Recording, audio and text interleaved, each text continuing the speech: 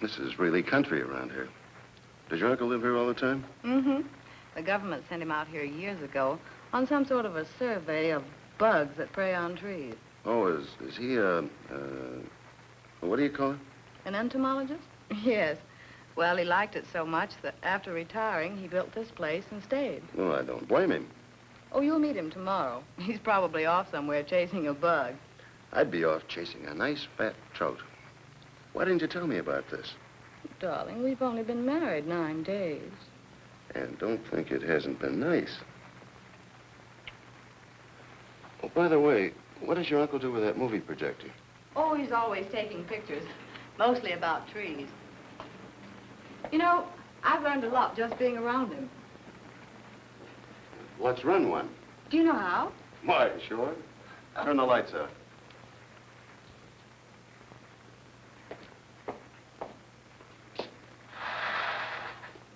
You ready? All set.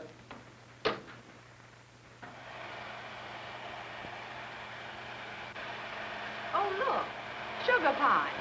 Aren't they magnificent? They grow larger than any other kind of pine. Yeah, they sure are beauties. That's pine, too, isn't it? Idaho white pine.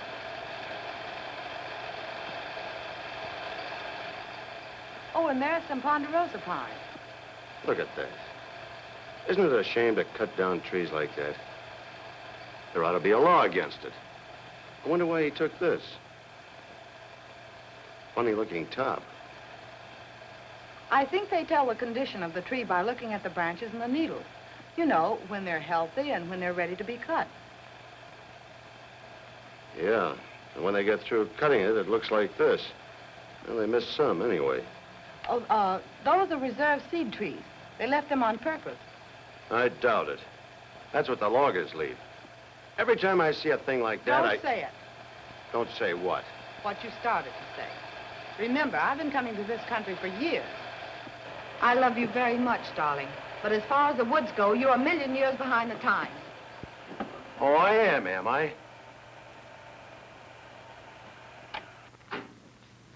I've fished and hunted over half of these United States. I've never been in this part of the country before, but woods are woods, and I've loved them ever since I was that high. Well, not enough, apparently, to learn very much about them. Well, I'll bet you don't even know how the big forest fires get started. Lightning, for one thing. And smokers like you, for another. Cigarettes and campfires. Now, wait a minute. I never started a fire in the woods in my life. I'm only trying to make a point. It's too bad they can't leave the woods alone, that's all. What's wrong with that? Everything. Why, you couldn't have this house or life as we know it without forest products. That's right, but at the same time... You ask Uncle Ray about it when he comes in tomorrow. I certainly will, and I bet he'll agree with me, too. But from a sportsman's standpoint... Don't you realize that timber and game go right along together? Sure. Leave the timber alone and there'll be plenty of game for everybody. That isn't true. Why, you couldn't have anything. You couldn't have... Oh, Jamie. What's the matter? Well, this is our honeymoon, remember? I'm sorry. It was my fault. But let's promise not to quarrel again about trees or anything, hmm? It's a promise. I'll never say another word about it. But when I think about what they're doing to those trees... Okay. Hey, if we're going to get up and go fishing early tomorrow morning, we better turn in. Is it that late? Mm-hmm. I better close that window.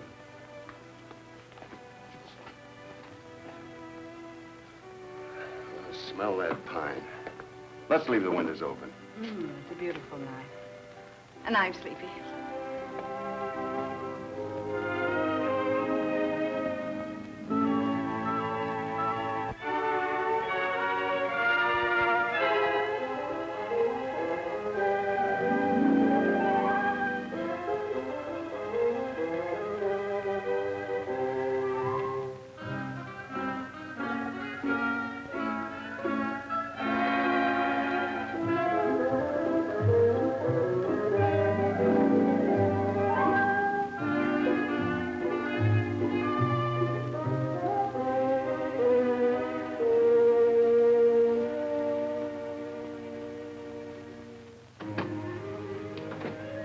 You stay there. I'll make breakfast.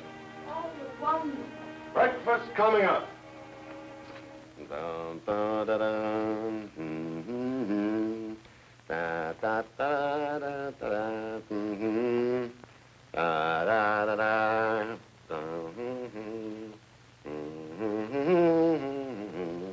da, da. Hey!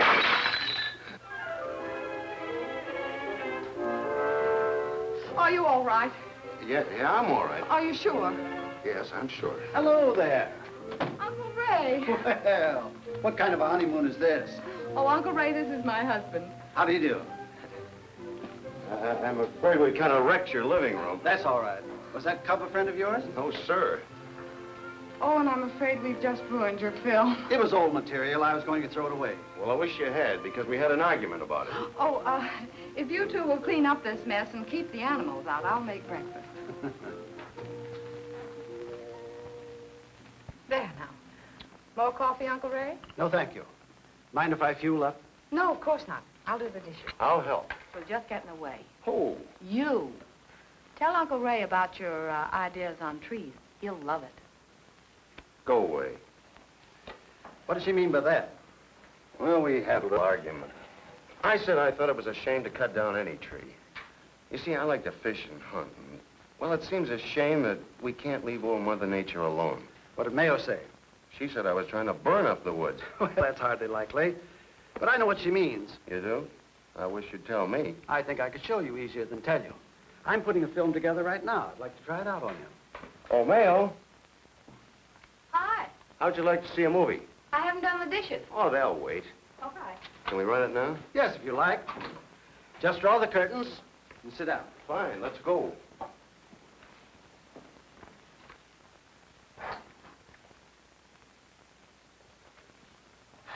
What I'm trying to do with this picture is to settle arguments like yours. It's surprising how wrong a lot of people are about our forests and their products. He's talking about you. Shush.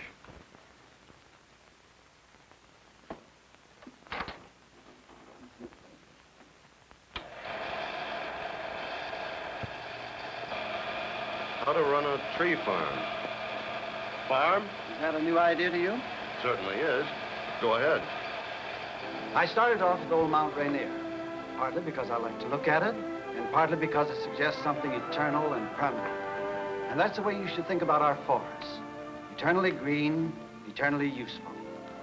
But there's more than beauty and restless play of light and shadow in our forests. Trees are living things, fighting for life, fighting their enemies.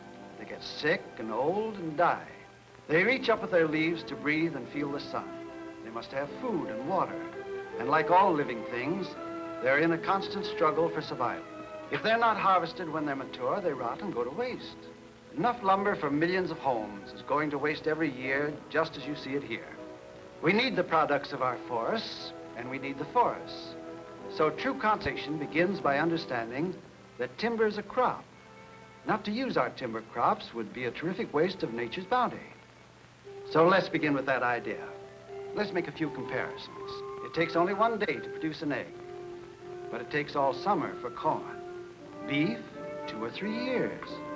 4 to 8 years before a tree will bear fruit. For timber, 25 to 100 years. A farmer doesn't buy a new farm each year. He renews the land and manages it with scientific methods.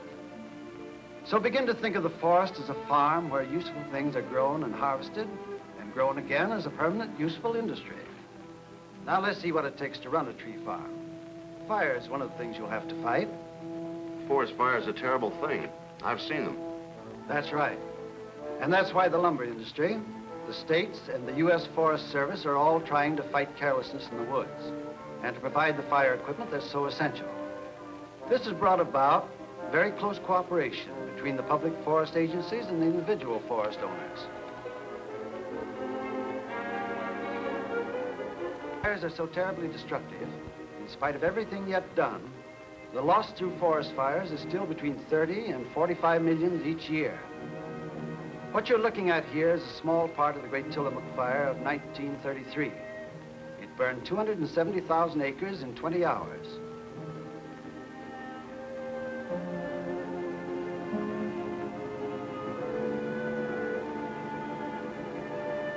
50 or even 100 years may be lost before an area, burned as badly as this, can recover naturally.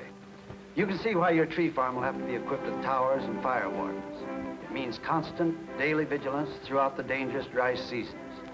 It not only means lookout towers like this one and fire wardens, it means a telephone system, accurate maps, and somewhere nearby, an army of firefighters with good equipment. I've seen those towers, but I never realized just how important they are. It must be a lonely job. It'd be a wonderful view. He's not looking at the view. He's looking for smoke. When he sees it, he sights it quickly with a special instrument called an alidade.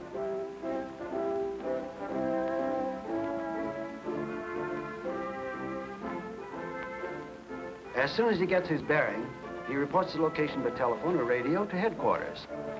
Meanwhile, another observer sighted and reported the same smoke. This information is plotted on the map, and the fire is located quickly. And then the battle is on.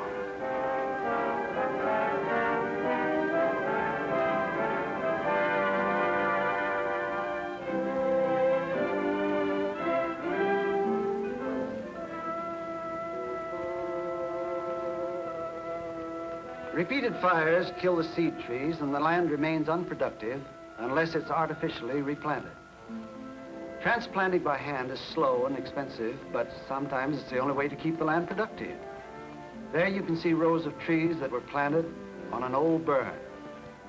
From lumber company cooperative nurseries like this one come millions of seedlings each year.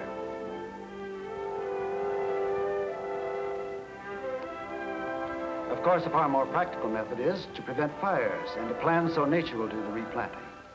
Most of these scenes you're looking at were logged over. This fir region area was logged 25 years ago. The logs were hauled out over that old railroad trestle. It'll have to be rebuilt when we go back there to log again, perhaps 70 years from now. 70 years? Oh, yes, that's not unusual.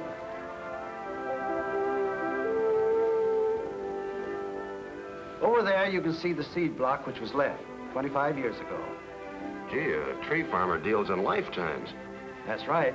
It takes good judgment and the most practical, scientific kind of planning. Before you can harvest the next crop, you're going to have to protect it for a long time. Fire isn't the only enemy. As a good tree farmer, you'll have to fight insects and bugs and diseases. Well, here's what bugs can do. These are infested trees in the Ponderosa pine country. What kind of bugs? Western pine beetles. They feed on the inner bark and cut through the cambium, the formation of cells that causes the tree to grow. It also accounts for the annual growth ring. When the insects circle a tree, they cut its lifeline and the tree dies. There. See those little tunnels? That's what kills the tree. It's startling to realize that insects and disease will do half again as much damage in any one year as fire will. Now here's a tree attacked by blister rust. Pine beetles have wings and can fly several miles. But the spores of the blister rust are like tiny specks of dust, which are carried by the wind, sometimes over 100 miles. You can see where it's been attacking a tree because of the bright orange color. Once it gets well established, the tree dies. The progress of the disease is followed on study plots like this. The different colored stakes show the different years of rust attack on the trees. Experts in the United States Bureau of Entomology and Plant Quarantine are working to learn more effective preventive measures. Fire, insects, and disease are all forest enemies, but old age is another. When you start to run a tree farm, you have to start thinking in long cycles. For example, you must plan for block cutting in stands of fir, where most of the trees are the same age. Planting harvests of ponderosa and sugar pine takes into consideration that these trees are all mixed up, from a year old to 500. That calls for selective cutting. Here's a good view of a cut-over ponderosa pine forest. After you get through with selective logging, this is what it looks like.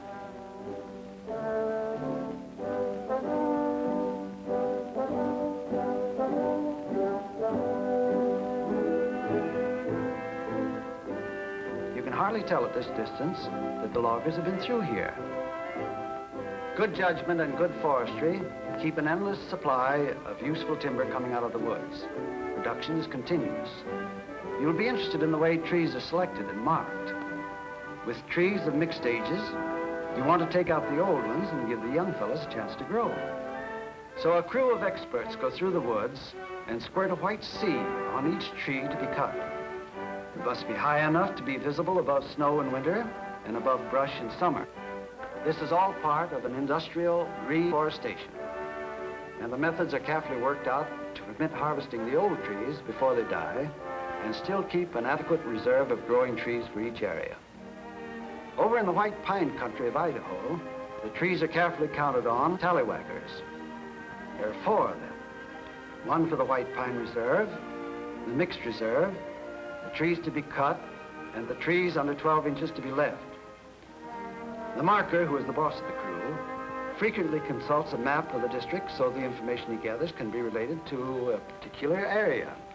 In the white pine, they use an axe to blaze the trees and then mark it CT, cut. Perhaps you wondered how they check the growth rate of a tree. It's not done with mirrors or guesswork.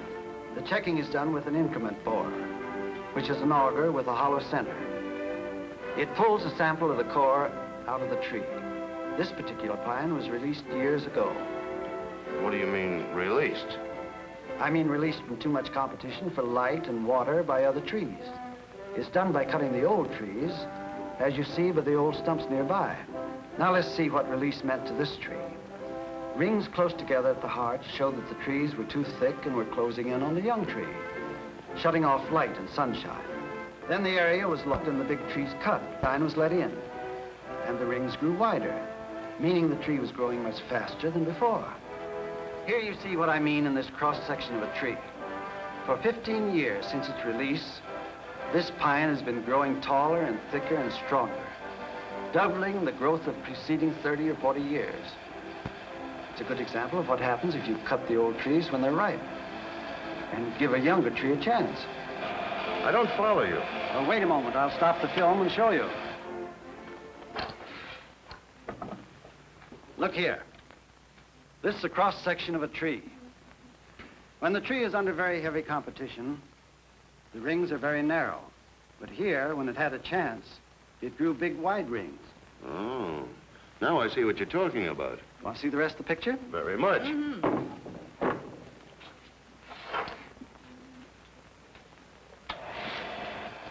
In white pine, they usually leave 30 volume, a second crop, which in turn will help nature reseed for a third crop. The markers look at the base and at the top and combine the science of forestry with practical judgment. Though they may say a tree scales up pretty good, meaning it will pay its way out of the woods, still it may be left uncut. Oh, then that's what you mean by selective cutting. Yes, and these healthy, rapidly growing young reserve trees show how well it works. In the fir country, the problem is different. If you leave scattered trees for seed, they're apt to blow down in a few years, and if you leave enough so they won't blow down, there's too much shade for the young firs. The new growth is apt to be hemlock, when what you're trying to get is more Douglas fir. It's quite a problem. There. That's what Jamie said burned him up. Certainly looks terrible.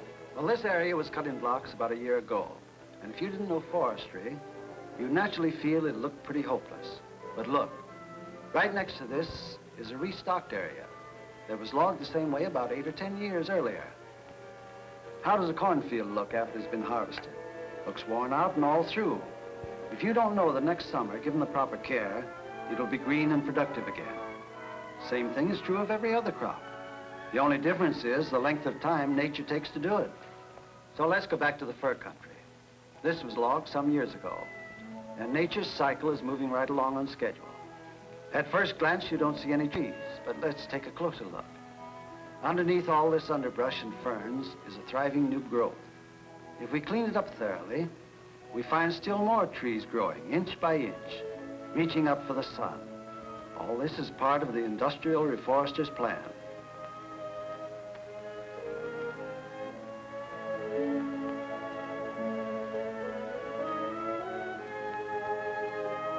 Harvesting the old crop was managed so the new crop would be well established.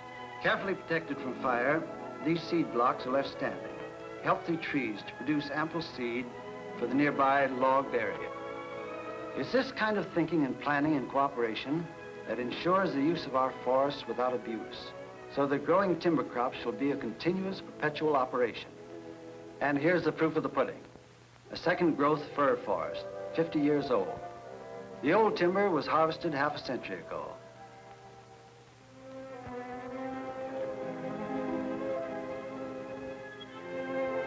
As you watch these camp scenes, it's interesting to know that some camps are permanent and others move on and don't return to the same spot for a generation, or perhaps 3 generations.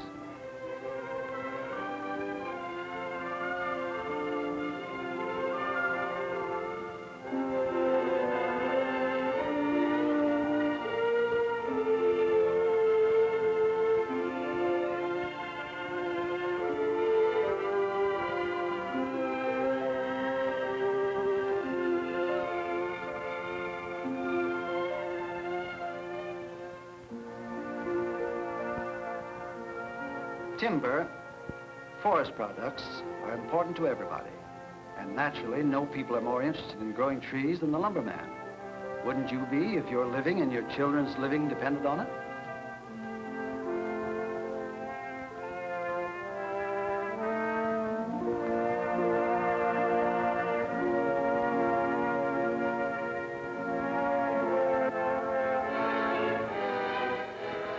Now, here's part of a logging operation. This is pine. The cats haul them into the tracks, where a big jammer loads them onto the flat cars.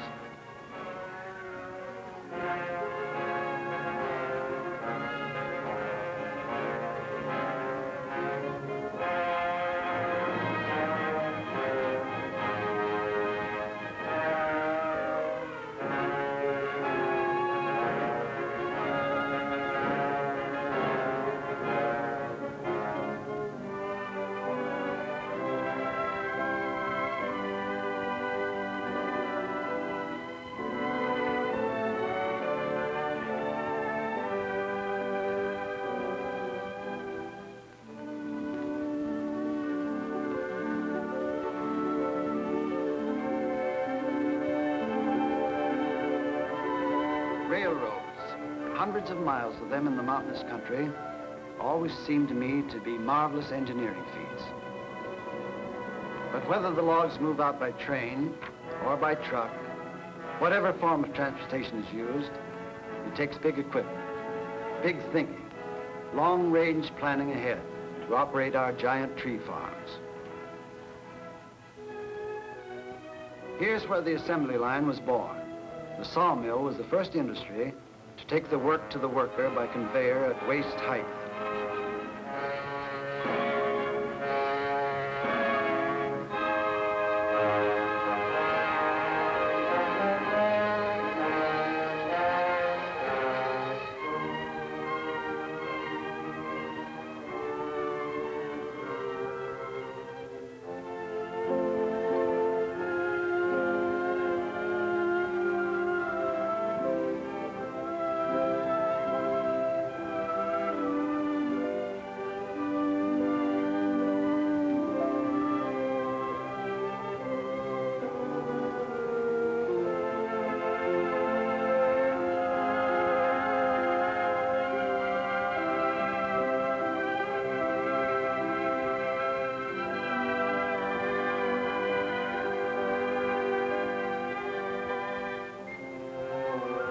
It's a big industry.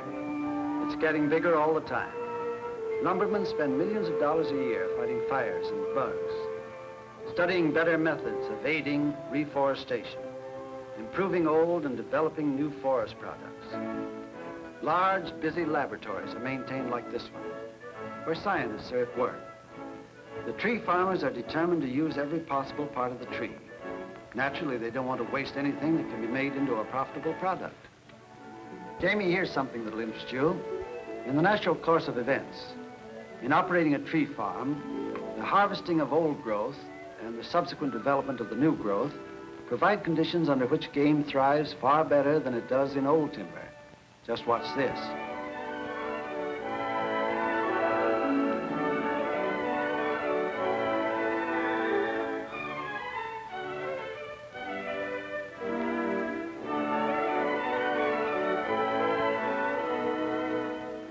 I wish you'd take a good long look at these forests. Pine and fir, all second growth. All of these areas have been logged over. These are tree farms. And I'm glad to say there are millions of acres of private tree farms just as carefully protected and just as well managed as the ones you see here. We can enjoy them for themselves and for their products to the benefit of all mankind. That's what you'll be doing if you run a tree farm. And that's how you'll feel about the trees you'll grow and protect and keep on growing. Continuous production and a perpetual green harvest. Isn't that Crater Lake? Yes, beautiful, isn't it? And you know, scenes like this make me think we're blessed with so much natural beauty. We have so much that it is certainly worth the care and effort to be able to enjoy these things forever. And the wonderful part of it is that we can enjoy our forests and their products forever.